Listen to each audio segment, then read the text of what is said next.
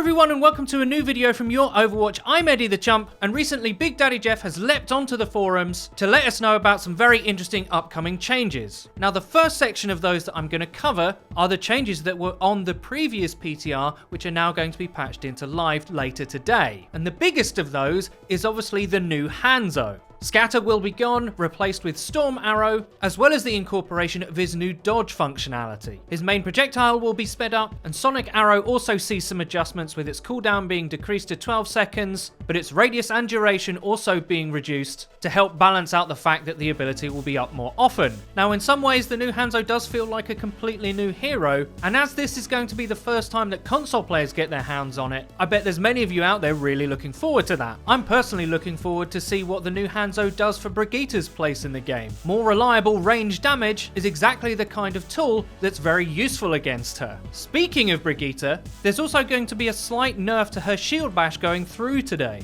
And as I mentioned, that's the same one from the previous PTR, where its cone angle was reduced from 90 to 60. That will require you to be a little bit more accurate with it, but it no doubt remains a very powerful tool for her. Another hero that saw adjustment in that previous PTR is Genji, who had his deflect hitbox size reduced. Now we all know how important deflect is to Genji, so it's going to be very interesting to see how he performs, particularly at the higher levels, now that that change is going to be applied in competitive. One hero that's also getting changed, which might not make FREEDO very happy, is Junkrat. He's having his projectile size decreased from 0.3 to 0.2, and Riptire movement speed has been decreased from 13 to 12. I have to say, I still have the feeling he's going to be pretty good. Plus currently he is one of the absolute best answers to Brigitte, so despite my own personal feelings about dying to Junkrat mines and tires and ultimates, the game does kind of need him right now. Lucio also received some very well publicised changes in the last cycle of the PTR, with the most attention grabbing being the changes they made to his wall ride. If you didn't get a chance to play on the PTR, say if you're a console player, I think the new Lucio will both surprise and shock you a little bit. He can now basically wall ride forever, being able to go round both outside corners and inside corners without having to jump off the wall. He can also jump off one surface and return to it, as long as the jump in between took him far enough away from the original surface before he returned. Now originally, to compensate for all this, they decreased the speed bonus he got from jumping off a surface from 2.5 to 2 meters per second, but they later adjusted that and returned it to its normal value. That's the version that we fully expect to see later today. He's also getting another very positive change, and that's the fact that Boop, or his soundwave ability, will no longer consume ammo. Lucio's crowd control is actually very underrated, and now that you'll also be able to keep shooting for longer and be more efficient, means that Lucio's actually looking pretty good right now. On the flip side to that, we've actually got some bad news for Tracer players. Tracer is having her pulse bomb nerfed so that its max damage is decreased from 400 to 300. That's actually a bigger nerf than it first appears, because Pulse Bomb also has damage fall off related to how close you are to it when it goes off. So a lower base value means lower fall off values as well. It is a straight net nerf, and I'm sure one that players will notice. I can just imagine some of you in the comments now being yay and some of you being nay. In overall better news for everyone, the new PvP map Rialto is being released on all platforms today. Now as far as I understand, this Escort map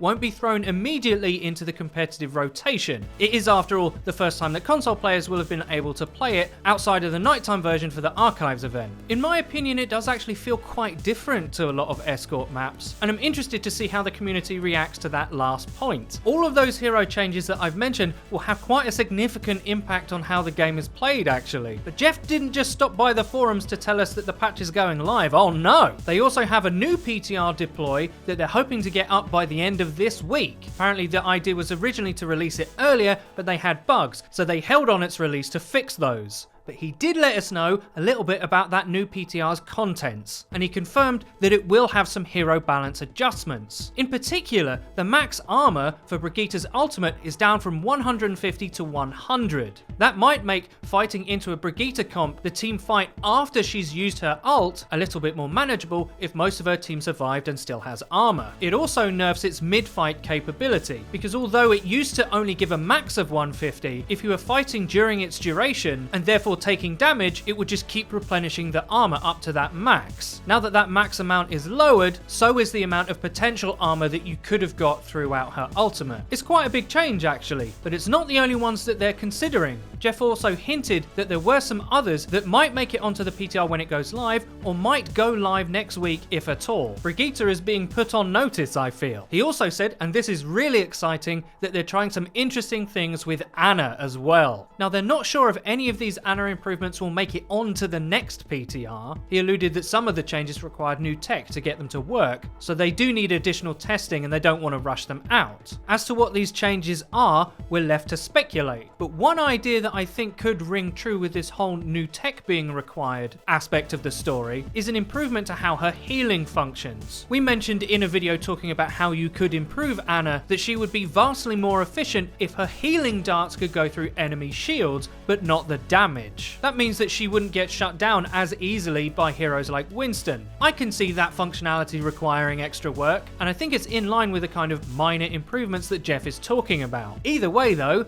it's great news for Ana players, so let's cross our fingers and hope that we do actually get to see those adjustments in the next PTR. Let me know how you feel about all the changes going through to live today as well as the new map, and whether or not you're excited for potential Ana buffs and more iterative adjustment to Brigitte moving forward. I really hope you enjoyed the video. If you did, please don't forget to leave a rating. If you never want to miss another video of ours again, please click the bell icon next to the subscribe button on our channel to join the notification squad. You'll be in great company. And finally, please follow the Your Overwatch Twitter. It's where you can find updates about new videos and other cool stuff. I've been Eddie the Chump, and until next time.